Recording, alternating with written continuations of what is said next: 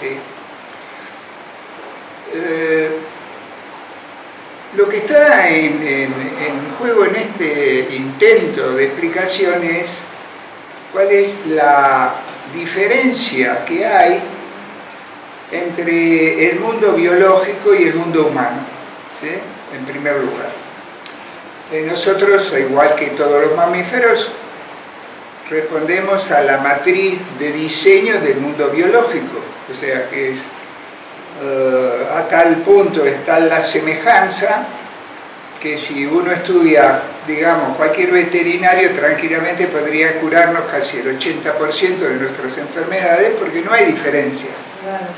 Médicamente podríamos discutirlo, pero prácticamente no. Quiere decir que gran parte de nosotros somos unos mamíferos. ¿Qué quiero mostrar en esta primera introducción? Ser mamífero representa algo muy particular de semejanza que apunta lógicamente a pensar que el diseño del mundo mamífero tiene una matriz que se repite, ¿sí?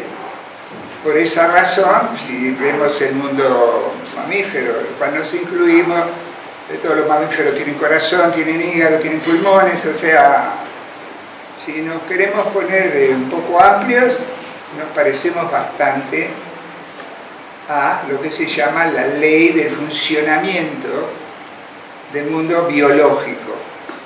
Cuando hablo de matriz, quisiera introducir una idea que va a ser necesaria para que podamos entender el resto de la explicación que voy a dar. En realidad, la matriz es un concepto mental, en primer lugar, que significa que determinados objetos tienen relaciones con otros objetos. Es la creación de un modelo de relación entre elementos. Piénsenlo, matriz es un modelo de relación entre elementos. Este elemento puede ser desde lo emocional hasta lo material, ¿sí? Cuando yo hablo del agua, digo, el agua tiene H2O, o sea, hidrógeno 2 oxígeno. Cuando digo eso, estoy mostrando una matriz de lo que es el agua. Por lo tanto, cuando miro el agua, el hielo o el vapor de agua, en realidad nos muestra que la esencia de estas tres manifestaciones, la base matricial es la misma, H2O. Lo cual determina un criterio que es bueno que empecemos a profundizar en nosotros, que es la matriz por la que fuimos diseñados, es un modelo que guía todas las posibilidades de respuesta nuestra. Este ejemplo de matriz, por ejemplo, está en el mundo de la astrología. Una característica de la astrología es que es un sistema matricial para definir la personalidad de cada ser que nace. Define la personalidad, define las habilidades, las fallas, también define los posibles caminos a desarrollar. ¿Qué implica esto? No solo para el mundo material, sino para nosotros. Que este modelo matricial nos obliga a respetar las posibilidades que el modelo nos ofrece. ¿Qué quiero decir con esto? Yo a veces hago una broma cuando explico esto, que digo que mi sueño de niño era ser jockey de caballos de carrera.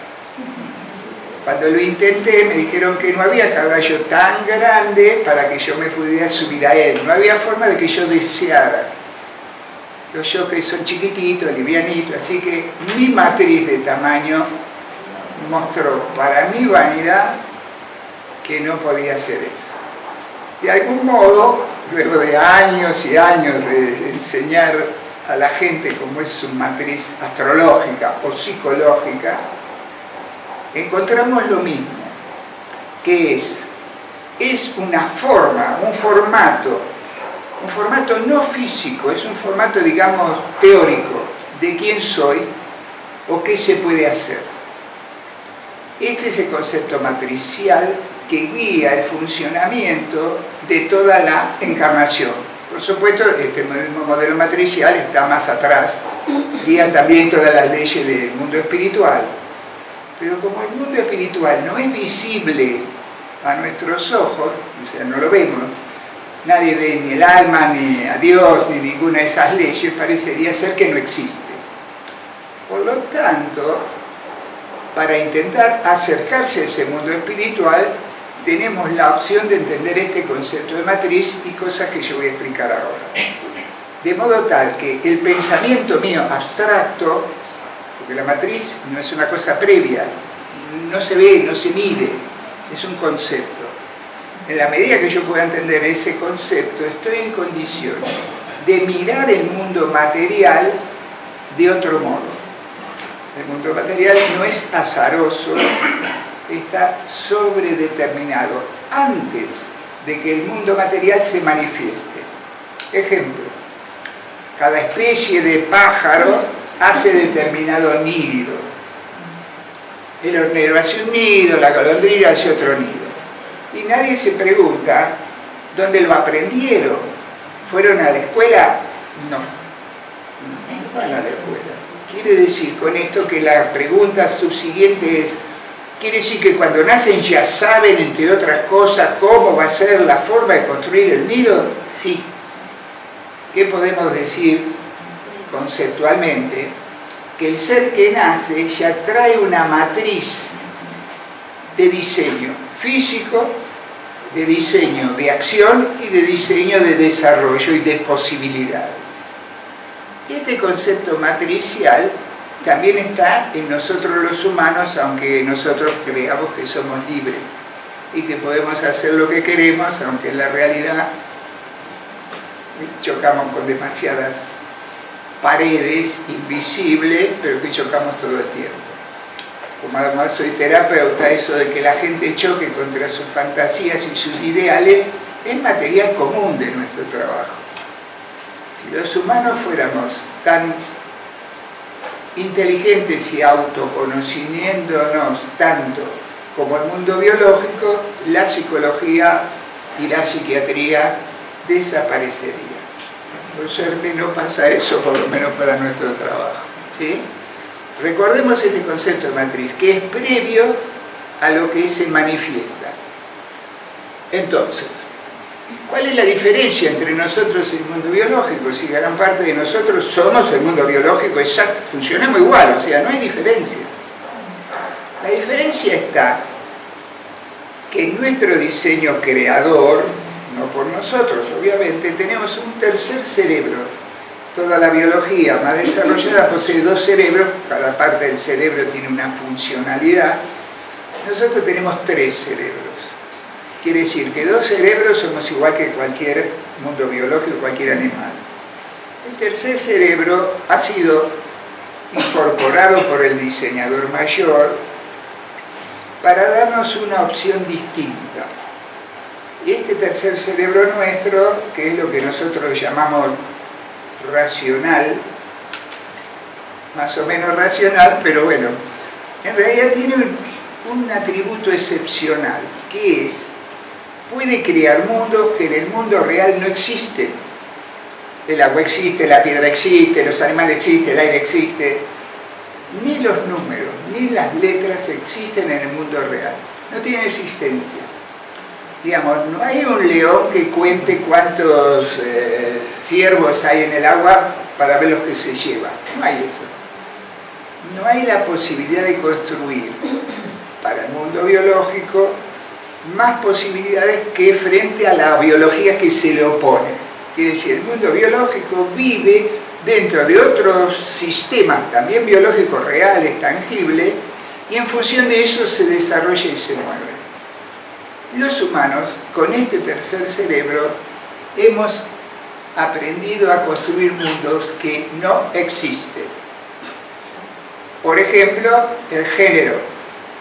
No existe, les aclaro, por más que haya mucha publicidad y que hagan bla bla bla bla, no existe. No existe realmente. Si quieren un pequeño ejemplo de esto, imaginemos, eso tenemos la posibilidad de imaginar, más que el resto del mundo biológico, que en este universo solo hubiera, por ejemplo, mujeres. no existe, el concepto de hombre no existe, ni biológicamente, solo lo femenino. Automáticamente lo femenino no existiría. ¿Por qué? Porque no habría con qué compararlo. Al no haber oposición, no puede haber diferencia. Quiere decir, si solo hubiera hombres, los hombres no existirían. ¿Por qué? No habría con qué compararlo. ¿Qué quiero mostrar con esto? Que muchísimas de las cuestiones que nosotros consideramos reales, nos regimos por ellas, vamos a la guerra por un montón de valores, matamos, robamos, hacemos todas esas bondades de la conducta humana, en realidad no son reales, son mundos imaginarios que hemos construido. Entonces ahora viene la pregunta, ¿cuáles son las herramientas con que construimos los mundos imaginarios? Y las herramientas son dos, las palabras y los números.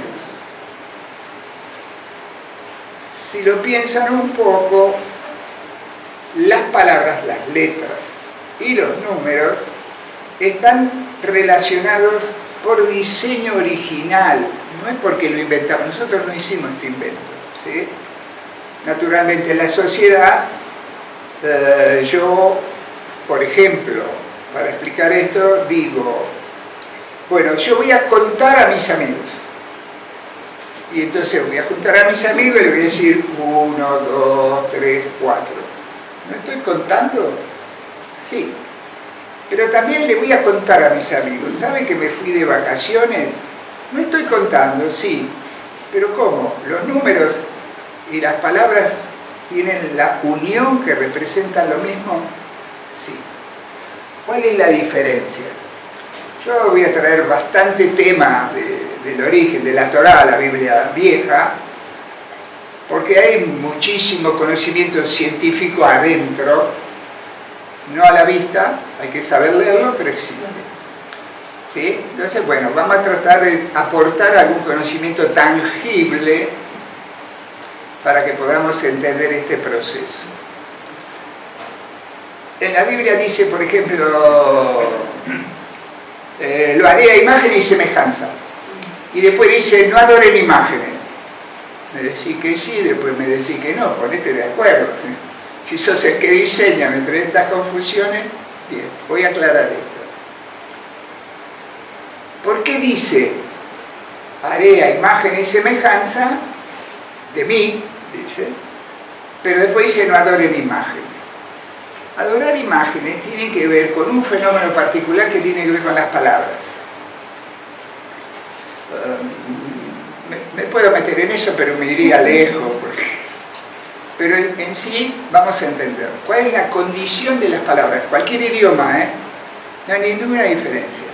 En primer lugar, las palabras son la suma de letras. Hemos juntado letras. Juntamos 4 letras, y eso lo llamamos palabras. Junto a 5 letras lo llamo palabra.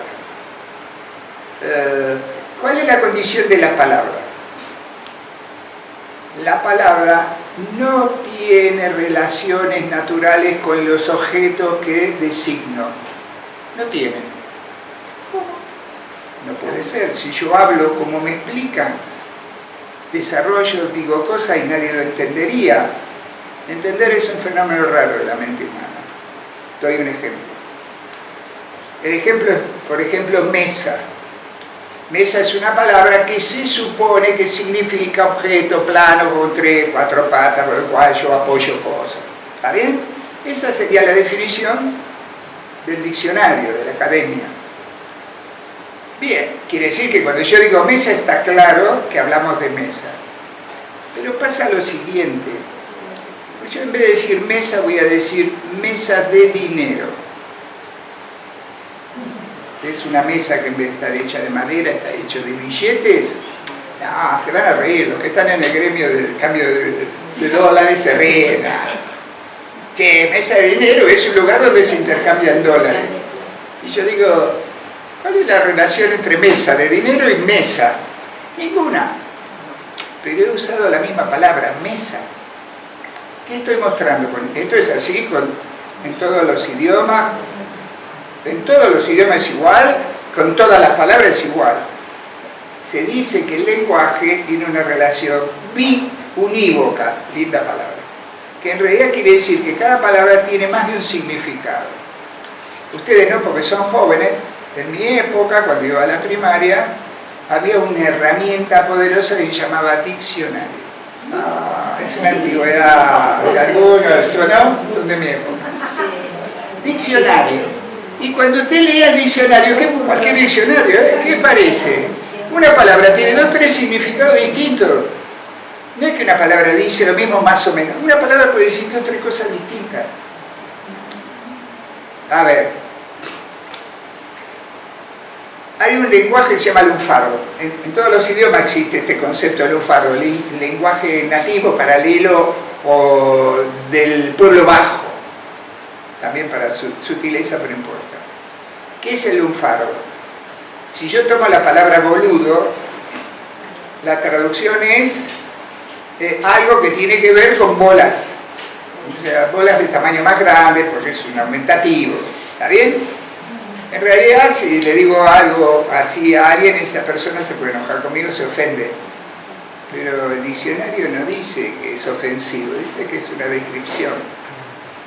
Con estos simples ejemplos, los introduzco en un interrogante, que es así. ¿Quiere decir que cuando yo hablo el otro me entiende?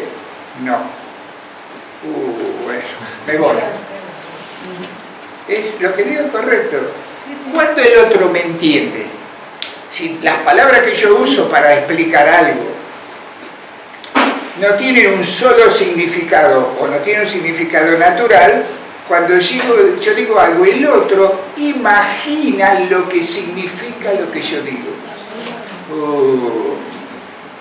La sabiduría que dice, no se adoran imágenes.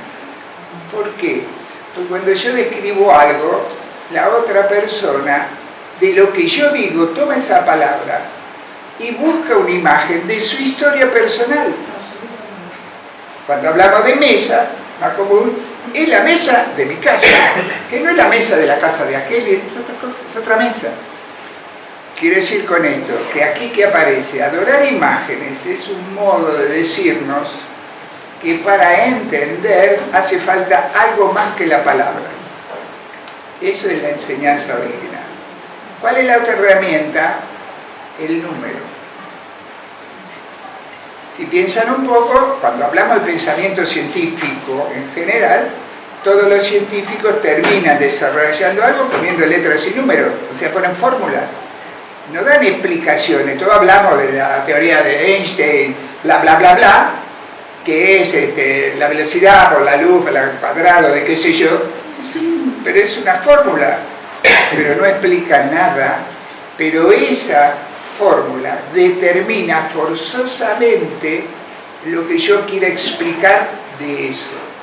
Quiere decir que acá encontramos una relación entre las palabras y los números que permite que la palabra solo tenga un significado y no tenga 3.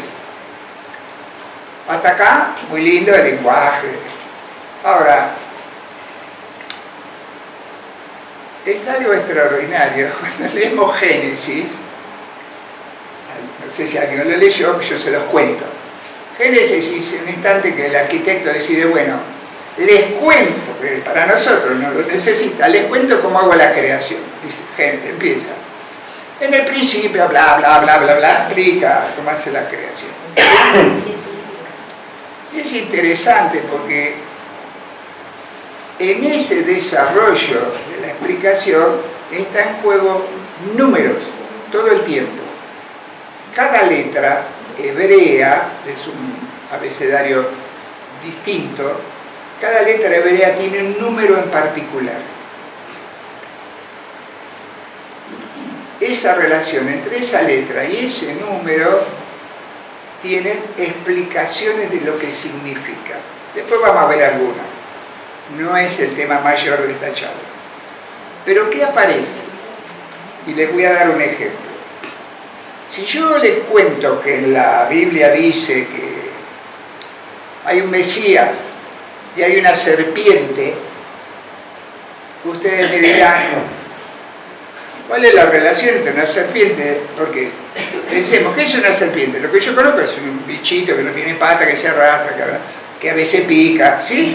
Tengo la experiencia de pibe fui a Córdoba, sé lo que es una serpiente porque la pedíamos.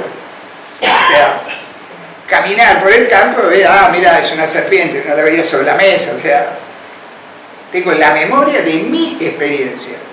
Alguien que vive en una ciudad no tiene ninguna experiencia de lo que es una serpiente. A lo mejor la vio en una figurita, a lo mejor una vez fue al zoológico y lo vio. Pero el Mesías y la serpiente, ¿cuál es la relación? Entre palabras no habría cómo encontrar significado. Pero sucede que el alfabeto con que está escrito el Antiguo Testamento, la Torá o Pentateuco, que es lo mismo, tiene una relación entre letras hebreas y números. Y existe una matriz de cómo se lee ese texto con los números. Recordemos, la matriz está antes que la manifestación. La Torá es una manifestación, es un libro. Está escrito, o sea, papel, tinta, lo que quiera, está escrito, es una manifestación, ¿sí? Es algo que lo manifestó. Es un escrito de Moisés, pero es una manifestación. La matriz de esa manifestación tiene determinadas condiciones que hacen que esa matriz y ese texto se pueda leer matricialmente, como todo lo que hacemos nosotros. Este mismo modelo que yo les explico ahora es el mismo modelo que se utiliza en ciencia. ¿Cuál es la regla de la ciencia básica? ¿Por qué un pensamiento es científico? Una opinión no es científica, pero hay otras opiniones que sí aceptamos que son científicas. Tiene una regla, tiene una matriz. ¿Cuál es la matriz de lo que llamamos pensamiento científico? Es una opinión, más una forma de chequear o investigar y una conclusión. Si esos tres puntos, la manifestación, la oración, la forma de investigarlo y el análisis y la manifestación son correctas, esa opinión se convierte en una opinión científica. ¿Ok? Bien. ¿Por qué eso es así? ¿Es un invento? No. ¿Es humano? No. ¿Cómo funciona nuestro cerebro? Recordemos, imagen y semejanza. Rechazamos la imagen. ¿Qué nos queda? La semejanza. ¿La semejanza con Dios? No, no hagan broma. ¿Cuál es la semejanza? La semejanza es con la obra de Dios, o sea, con la creación. Quiere decir con esto que yo, cuando me entiendo cómo funciono, estoy en condiciones de entender cómo es la creación, porque ahí está la semejanza. En el mundo material creado y en el mundo mental y mi diseño hay una semejanza. No me acuerdo, Aristóteles, uno de esos sabios, decía: conócete a ti mismo y conocerás a Dios. En un mundo poliate, era polidiosis, no tenía uno solo, pero ya el pensamiento era arrimado. ¿Ok? Por lo tanto, acá nos encontramos frente a una oportunidad para empezar a entender. Una forma de leer el alfabeto hebreo bíblico se llama gematría. ¿Qué es gematría? Que los números de cada letra se suman en una palabra. Por ejemplo, Adán tiene 3 letras, sumada da el número 45. La forma gemátrica del nombre Adán es 45. Bien, la forma gemátrica de Masía, en hebreo, da 358. Y la forma gemátrica de la palabra serpiente da 358. Y ahí que dicen los sabios, ambas palabras están unidas por la misma energía. Cada palabra del alfabeto hebreo se puede establecer su vínculo con otras palabras del alfabeto hebreo en función de su valor gemátrico o energético. Entonces, ¿qué aparece? Yo acá, cuando acepto esa regla de leer la palabra y su valor energético, encuentro un orden matricial de diseño original de ese sistema de escritura. Por lo tanto, a partir de eso puedo decir con certeza que el Mesías y la serpiente ambos son mesiánicos. Oh, ¿lo puedo leer? No. Si no entiendo este sistema, cuando leo, nada que ver la serpiente. Esa serpiente, Mesías es un Mesías. ¿Sí? Ahora, ¿por qué yo puedo entender esto? Porque nosotros estamos también diseñados con el mismo sistema. Explico. Una parte de nuestra habilidad es imaginar, imágenes. Nuestra imaginación es una parte, una capacidad particular que tenemos los humanos. Imaginamos mundos que no existen en la realidad. Por ejemplo, la decencia. ¿No existe en la realidad? No. Digamos, ¿hay leones indecentes? No. Tampoco hay decentes, que si no hay. Es algo que hemos creado y no es poca cosa, porque recordemos, muchas de las guerras se hacen en función de mundos imaginarios que chocan con otros mundos imaginarios, ¿sí o no? O sea, de ahí que el mundo biológico nos mira y dice: estos no son más tontos porque no tienen tiempo. Se ríen de nosotros, que mirá que papá, pero bueno, somos unos incomprendidos de esta creación. ¿Sí? ¿Vamos caminando en eso? Bien. ¿Cuál es la otra parte de nuestro cerebro? Nuestra parte del cerebro es analítico, auditivo, verbal. ¿Ve? ¿Cuál es la condición? Tomo pequeños sonidos, los junto, hago una palabra. Invento una palabra, trisomía, qué sé yo, la inventé, pongámoslo. Nadie me va a entender a menos que nos pongamos de acuerdo. A partir de ponernos de acuerdo, esa palabra comienza a tener existencia. Yo he creado con una palabra un significado particular a un objeto cualquiera. Por eso puedo tomar una madera y hacer que sea santa. Es una madera, diría. El elefante que diría: che, es una madera. La hormiga diría: es una madera. Una madera santa, ¿qué es eso? No entiendo.